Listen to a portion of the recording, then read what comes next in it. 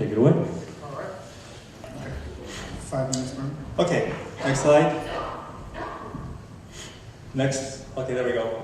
A little bit of an introduction about who I am. I want to say that if you're a Christian and you feel a personal relationship with Jesus, I was there. And my goal tonight is to let you know there's a way out if you want to get out and why you should get out. So basically, I was raised as a Roman Catholic. During the middle school years, I think it was, I was confirmed as a Roman Catholic. Through college, in college, I met a born-again Christian. I became a born-again evangelical Christian. You're probably familiar with the 4 Spiritual Laws book by Campus Crusade for Christ. I memorized that and like to preach the gospel to people. And since I got a bachelor's degree in electronics, I've been working in the computer industry. While I was doing that, I was learning more about evangelism and apologetics. So for 25 years, I was growing in the faith. Even started a nonprofit 501c3 ministry to preach the gospel on TV and the internet.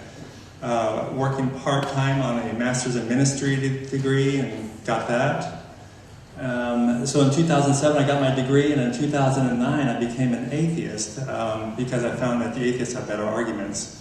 And I'm now active in atheist groups and secular groups such as Portland or Sunday Assembly Portland and Center for Philosophical Naturalism is a group that I run to help people discuss and talk about how to live a life in a naturalistic worldview. Next slide. So what's the best evidence for God? I think it's unspoken, and that is that you feel this personal relationship with God. Next slide.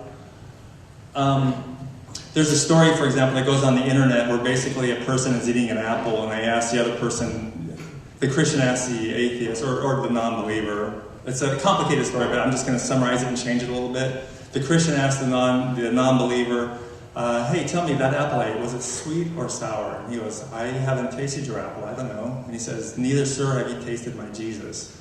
And, it says, have you tasted Jesus? Have you, do you have a personal relationship with him? So that's supposed to be a compelling argument. So this is what I'm going to be talking about tonight. Next slide.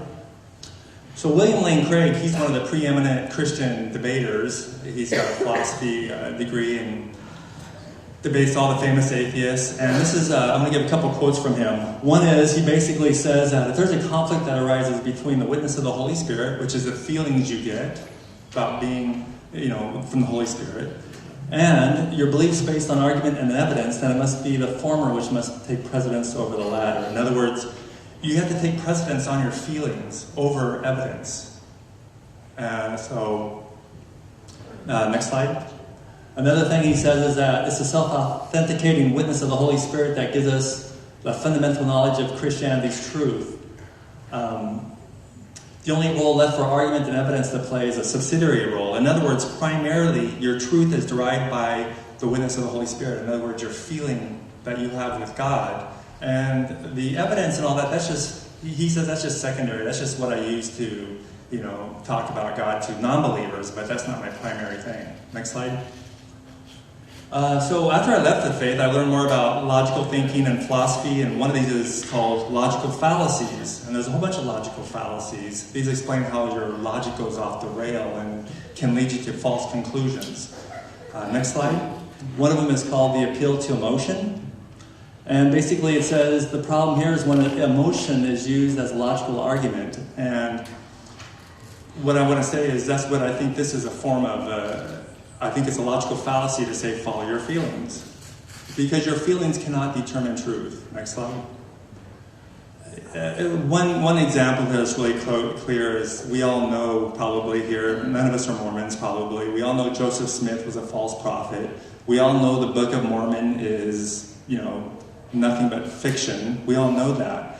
And yet they say if you pray to God, this is how you know the Book of Mormon is true. Pray to God and He'll give you a burning in the bosom if it's true. I met with Mormons a while back. How many? Okay.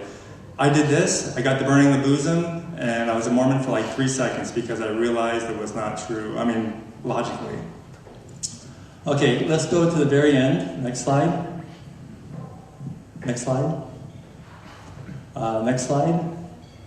And I just want to say that this is Ryan Bell. He's one of these pastors that left the faith, and he says, I want to have a personal relationship with reality instead of a personal relationship with Jesus. So I'll leave it with that, and hopefully we're all on the same page. We all want to seek truth, and that's our common ground.